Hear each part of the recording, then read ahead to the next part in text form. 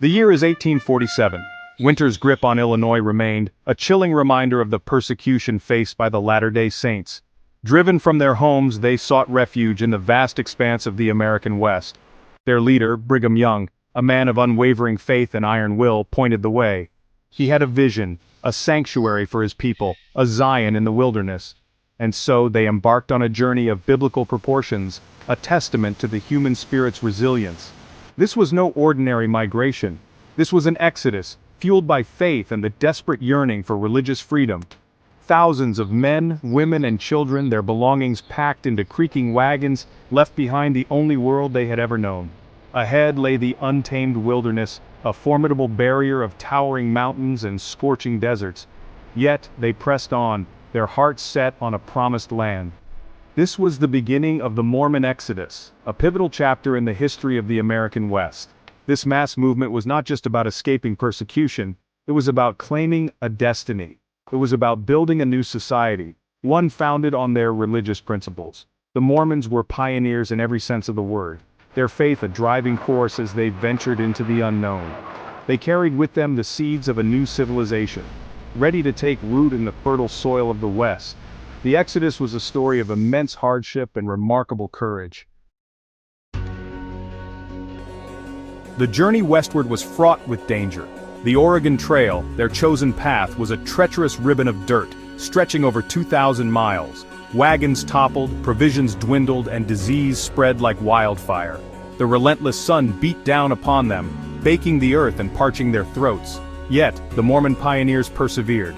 Their faith was their compass, guiding them through the darkest hours. They sang hymns to lift their spirits, prayed for strength, and drew comfort from their shared beliefs. Their unity was their strength, a testament to the power of community in the face of adversity.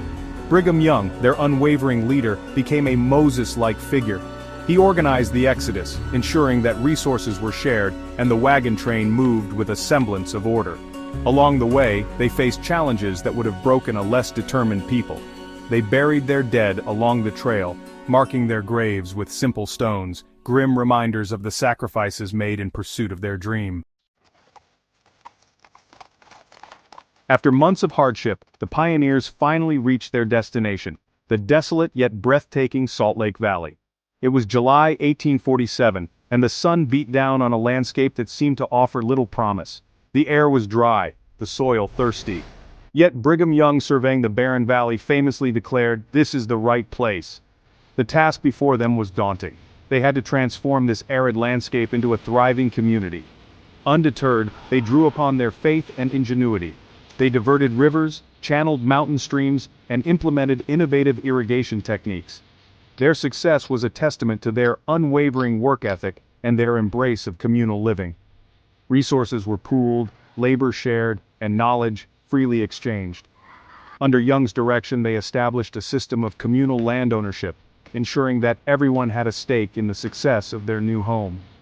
Within a few short years, the Salt Lake Valley was transformed. The once barren desert now teemed with life, a testament to the transformative power of human determination. As the Mormon community flourished, it inevitably led to friction with the region's indigenous inhabitants. The Ute, Shoshone, and Paiute tribes had long called this land home, and viewed the arrival of the Mormons with suspicion. While some interactions were peaceful, marked by trade and tentative alliances, a darker undercurrent of conflict began to emerge.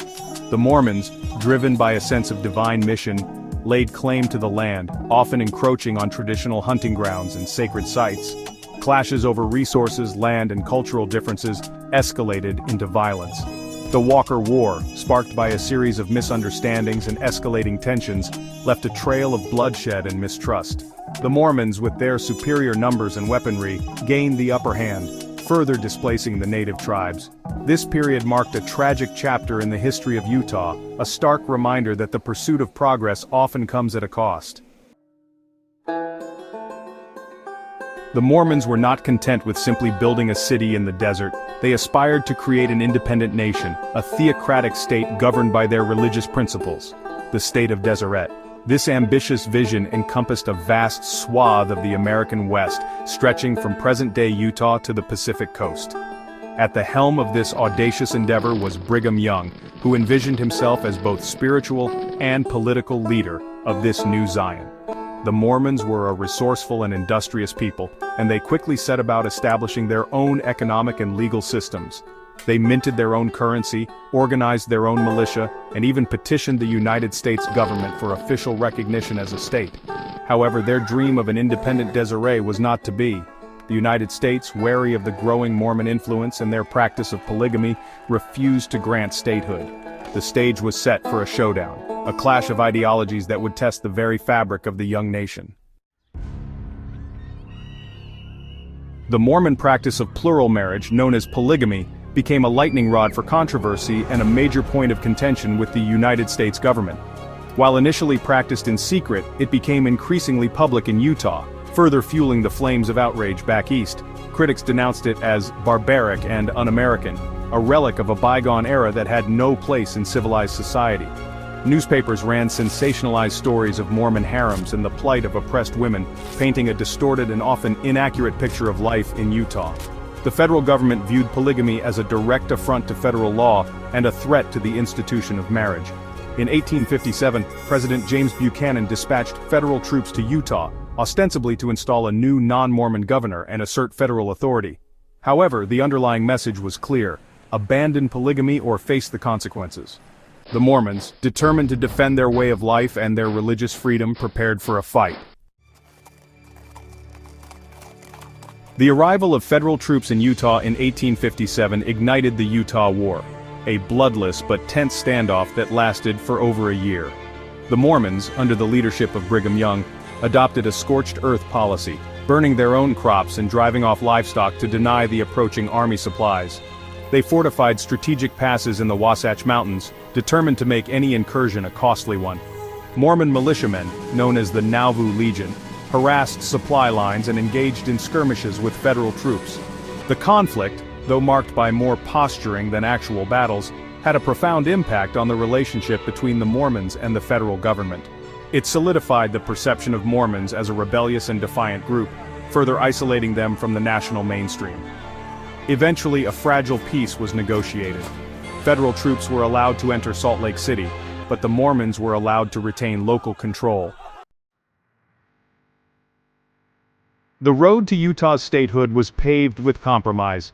The federal government, determined to bring the territory into the national fold, demanded a high price: the abandonment of polygamy. The Mormons, facing increasing pressure and economic isolation, were forced to make a difficult choice. In 1890, the Mormon Church officially discontinued the practice of plural marriage, issuing what became known as the Manifesto. This marked a significant turning point in Mormon history, signaling their willingness to conform to federal law and assimilate into mainstream American society. 6 years later, in 1896, Utah was finally granted statehood, ending decades of territorial limbo. It was a moment of triumph and celebration for many, but it also marked the end of an era. The dream of an independent Deseret, governed by its own religious laws, was laid to rest. The journey from persecuted sect to statehood was a testament to the resilience and adaptability of the Mormon people.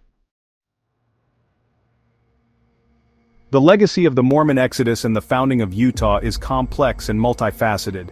They were pioneers who tamed a harsh landscape, transforming a desolate valley into a thriving center of commerce and culture.